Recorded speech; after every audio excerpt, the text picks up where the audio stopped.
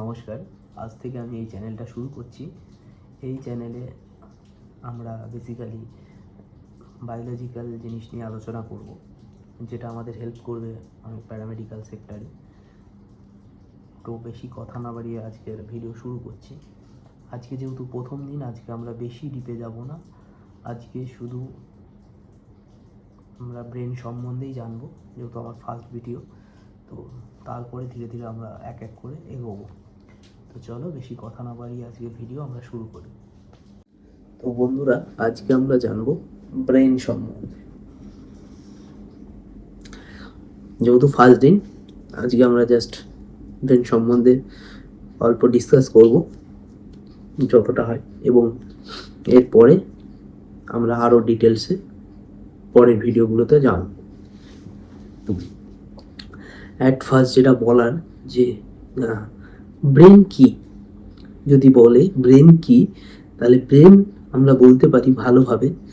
তোমরা সবাই জানো যে ব্রেন কি জিনিস। ব্রেন হচ্ছে আমাদের স্কালের ভেতরে থাকা, মানে স্কালের ভেতরে থাকা একটা মোস্ট ইম্পর্ট্যান্ট একটা অর্গান। ব্রেন আমাদের থট প্রসেস, ইমোশান, এগুলো সবই কন্ট্রোল করে। জাজমেন্ট, মানে সব কিছুই ব্রেন দ্বারাই কিন্তু কন্ট্রোল হয়। ব্রেনই আমাদের মনে রাখতে সাহায্য করে। ব্রেনই আমাদের বলে দেয় কেউ মারলে, ব্রেনই সেটা জানিয়ে দেয় যে সে আমাকে মারছে। এই মানুষটাকে, ওই মানুষটাকে, এর কি নাম, ওর কি নাম, এই সব কিছু জানতে বা মনে রাখতে ব্রেনই হেল্প করে। তো ব্রেন একটা মোস্ট ইম্পর্টেন্ট একটা অর্গান এবং মোস্ট লার্জেস্ট একটা অর্গান।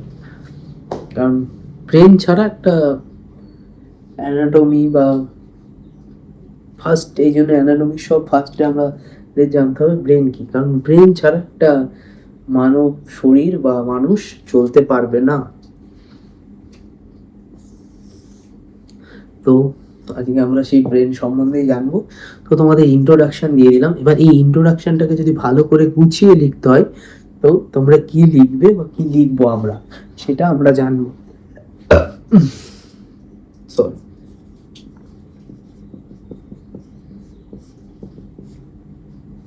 আমি লিখে নিই, দিয়ে তারপর এখানে বোর্ডের কাছে নিয়ে আসছি এবং কি লিখছি সেটা জানাচ্ছি, ঠিক আছে?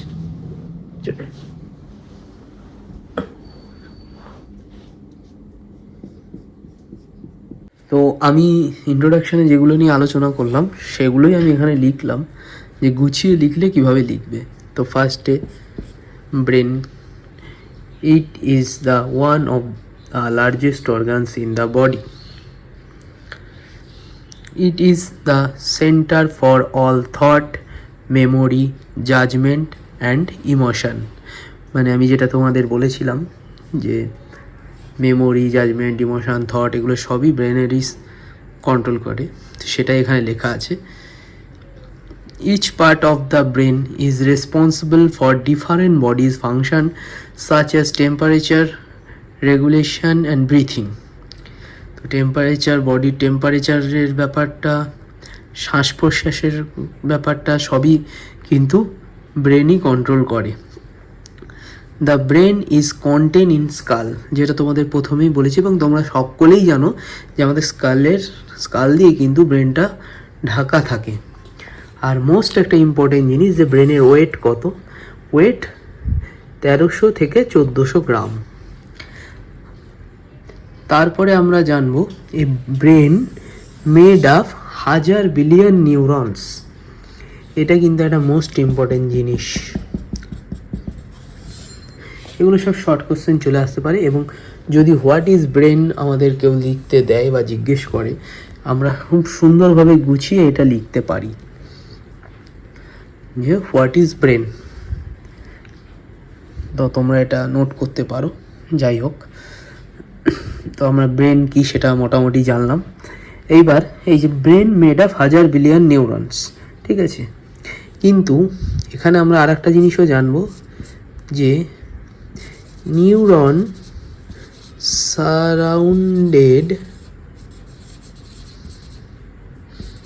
বাই 10 গ্লিয়াল সেল, এটা আমরা জানবো যে neuron surrounded by 10 glial sell.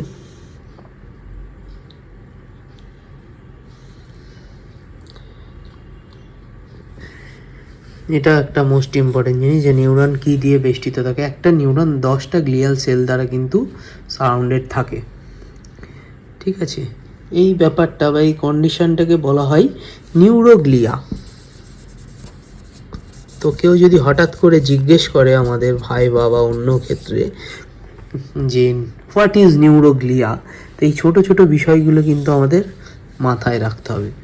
Neuron surrounded by 10 glial cell, it's call neuroglia, ঠিক আছে। তো এটা আমরা একদম ফার্স্ট ইন্ট্রোডাকশান এটাই জানবো। তো চলো তারপরে আমরা নেক্সট পার্টে যাই। তো আমরা আগে জানলাম যে ব্রেন মেড আপ নিউরনস, আজ 1000 বিলিয়ন or 86 বিলিয়ন নিউরনস। তো যাই হোক, সেখানে আমরা জানবো যে নিউরনস ক্যান নট মাল্টিপ্লাই।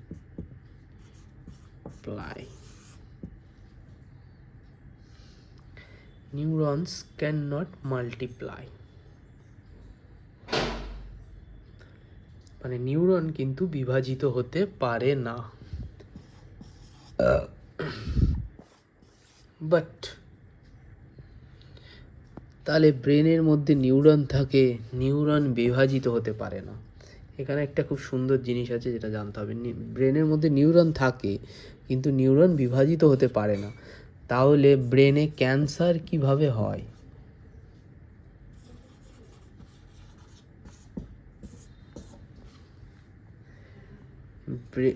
আমরা জানি ক্যান্সার তখনই হয় যখন কোষ বিভাজন ঘটে।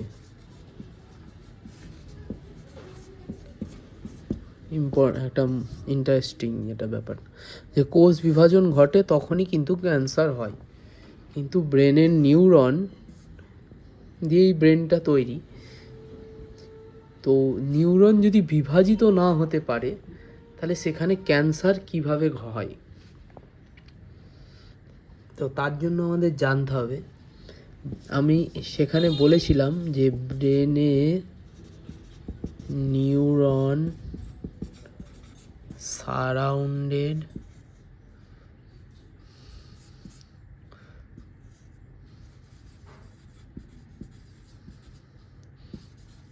থাকে 10টা গ্লিয়াল সেল দ্বারা। ওই glial cell can multiply. Glial cell কিন্তু বিভাজিত হতে পারে। তো এই যেহেতু গ্লিয়াল সেল বিভাজিত হয়, তো এবার আমরা আশা করছি অ্যান্সারটা পেয়ে গেছি যে কিভাবে ক্যান্সারটা হতে পারে। যে অতিরিক্ত কোষ বিভাজনের ফলে ক্যান্সার হয়, তো এই গ্লিয়াল সেল প্রচুর পরিমাণে বিভাজিত যখন হতে থাকে তখনই ক্যান্সার হতে পারে। যাই হোক, আমরা অন্য দিকে চলে যাচ্ছিলাম। মেন কথা আমাদের এখানে মনে রাখতে হবে যে neurons cannot multiply, glial cell can multiply. এটা আমাদের মাথায় রাখতে হবে, ব্যাস। আর বেশি মাথায় রেখে আপাতত লাভ নেই, এটা আমাদের মাথায় রাখতে হবে।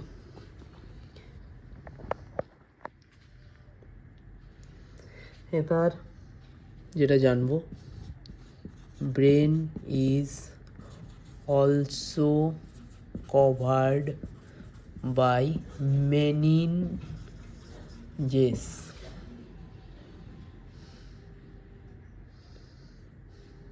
Brain is also covered by meninges.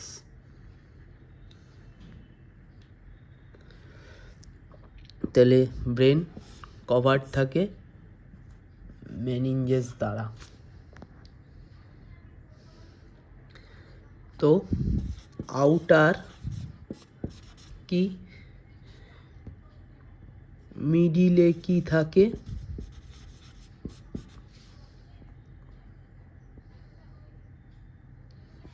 R inner বা একদম ভেতরে কি থাকে? আউটার থাকে ডুরা ম্যাটার, মিডিলে থাকে arachnoid matter,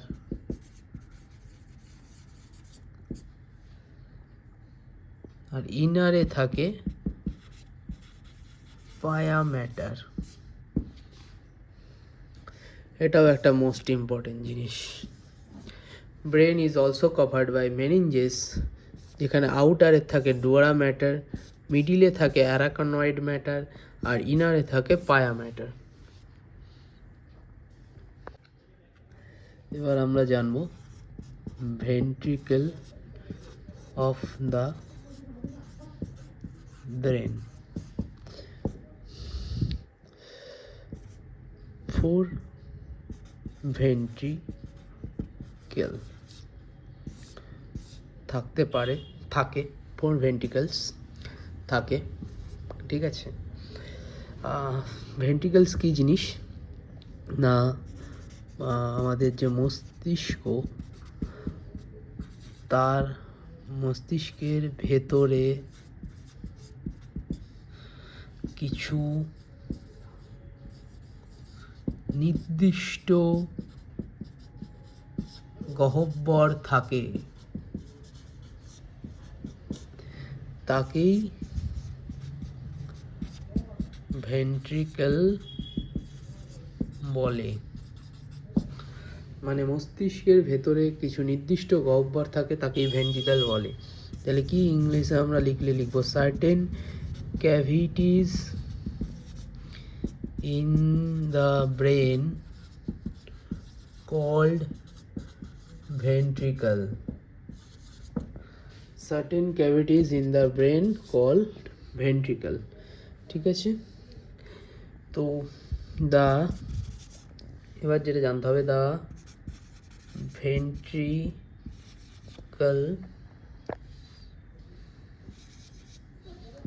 are filled with CSF.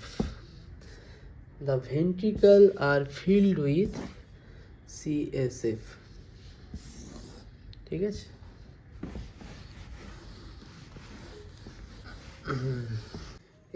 এরপর আমরা আরেকটা জিনিস জেনে নিই, যে ব্রেনে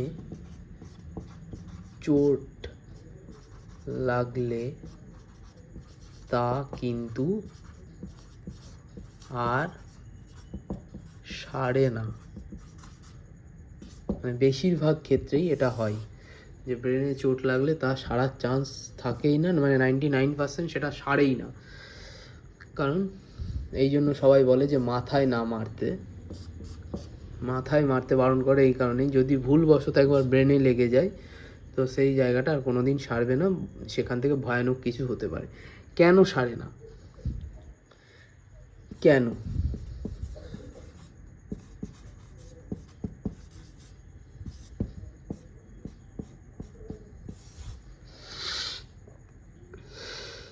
কি কারণে ব্রেনে কোনো কারণে আঘাত লাগলে সেটা সারে না?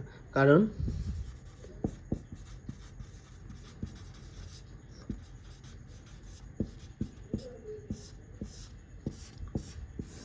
সেন্ট্রোজোম থাকে ব্রেনে, তাই ব্রেনে সেন্ট্রোজোম থাকাই ব্রেনে যদি লেগে যায় কোনো কারণে তাহলে তা আর সারে না, এবং ওই লাগা থেকে ভয়ানক কিছু হতে পারে এবং ডেথও হতে পারে। যাই হোক, তাই কাউকে মারলে সেখানে মাথা বা মারা উচিত না। চল,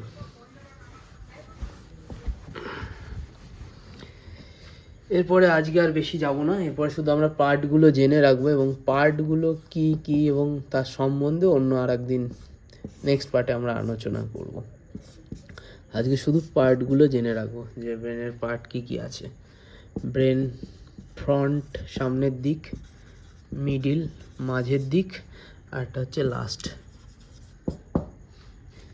একটা ব্রেন মোটামুটি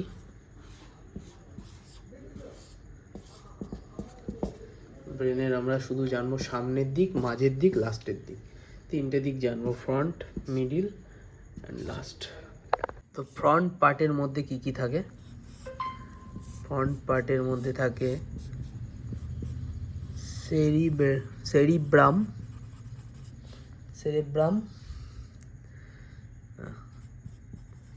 থ্যালামাস, হাইপোথ্যালামাস। ফ্রন্ট পার্টে থাকে সেরিব্রাম, থ্যালামাস, হাইপোথ্যালামাস। মিডিল পার্টে কি থাকে?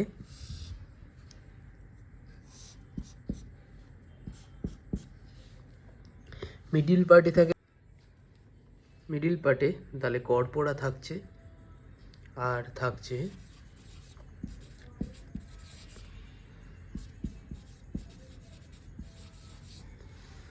সেরিব্রাল পেডান্কল।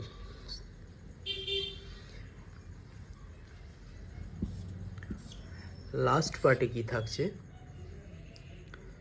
লাস্ট পার্টে থাকছে সেরেবেল্লাম,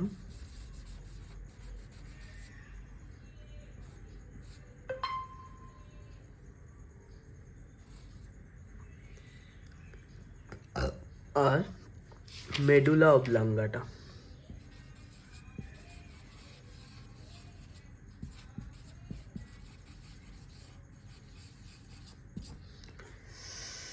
তো এই হচ্ছে আমাদের ব্রেনের পার্ট। আর ব্রেনের পার্টগুলোর নাম আজকে আমি জাস্ট বলে দিলাম, এর ডিটেলসে আমি নেক্সট ভিডিওতে আলোচনা করব বা ডিসকাস করব। আমি শেষ করছি, নেক্সট পার্টে এই পার্টগুলো নিয়ে আমরা আলোচনা করব। যদি ভিডিওটা ভালো লাগে তাহলে অবশ্যই লাইক করে দেবে আর সাবস্ক্রাইব করে দিবে। আমিও ডিসকাস করলাম যতটা জানি তোমাদের সাথে, এর পরের পার্টে এগুলো আলোচনা করব। Thank you. ভালো লাগলে আবার নেক্সট পার্টে আমাকে অবশ্যই জানাবে।